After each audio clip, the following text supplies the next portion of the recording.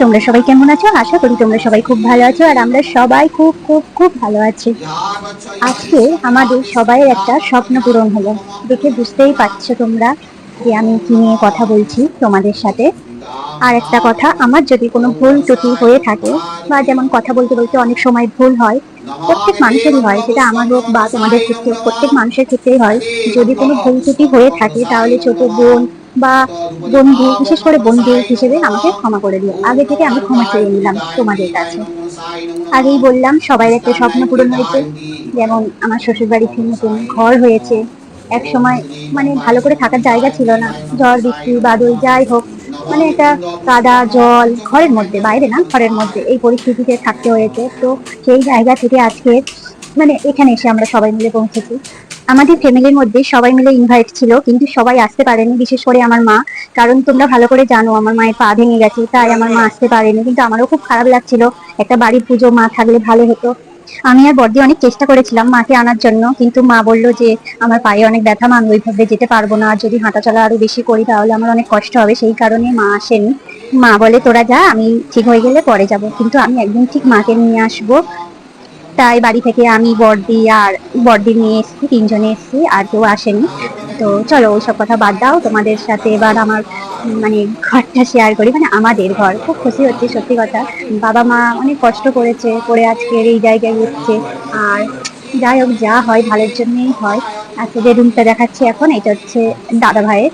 কারণ দাদা ভাইয়ের ওপরে রুম হয়েছে, আপাতত নিচে দাদা ভাই এখানে থাকবে। আর এখানে একটা পর্দা মিসিং আছে, কারণ দুটো পর্দা মিসিং আছে টোটাল। কারণ মানে ছিল না, ওটা অর্ডার দিয়ে এসছে।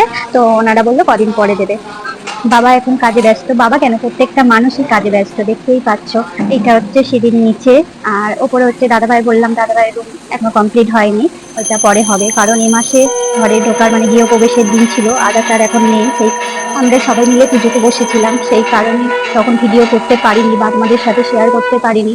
কিন্তু ঘরের মেন পুজোটা মানে যজ্ঞটা তোমাদের সাথে শেয়ার করবো। আর এই হলো আমার বোনঝি, আর এটা আমাদের রুম।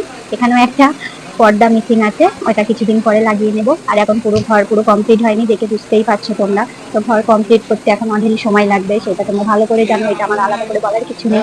আর এখানে মাসি দাদু কাজ করছে, মানে মাসি রান্না করছে সবকিছু। আর এটা মা, মা এসে মাঝে মাঝে ভুলে যাচ্ছে, কারণ এখানে পুজোতে বসতে হচ্ছে, তো সেই কারণে মানে রান্নাঘরে থাকতে পারছে না। কিন্তু রান্নাঘরে যদি মা থাকে, মা একাই একশো, মানে কেউ একটু গুছিয়ে যাচ্ছে বলে মা একাই সবকিছু করে নেয়, সত্যি কথা।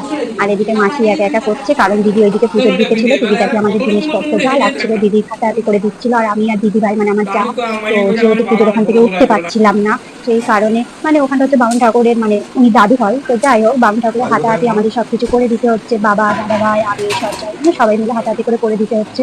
আর এদিকে যেহেতু যজ্ঞ হবে তার আয়োজন চলছে এখানটায়, বাবা আর দিদি ভাই মিলে ওই যে যজ্ঞর কাঠ ভাঙছে। আর এদিকে হচ্ছে আমি ফুল কোচাতে ব্যস্ত, কারণ ওই বামুন ঠাকুর বললো ফুলগুলো কুচিয়ে দিতে।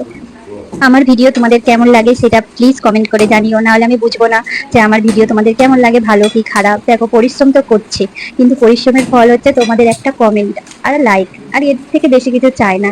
আর এই ভিডিওটা এখানেই শেষ করছি, পরের ভিডিওটা দেখতে হলে আমার পেজটা ফলো করে রাখো।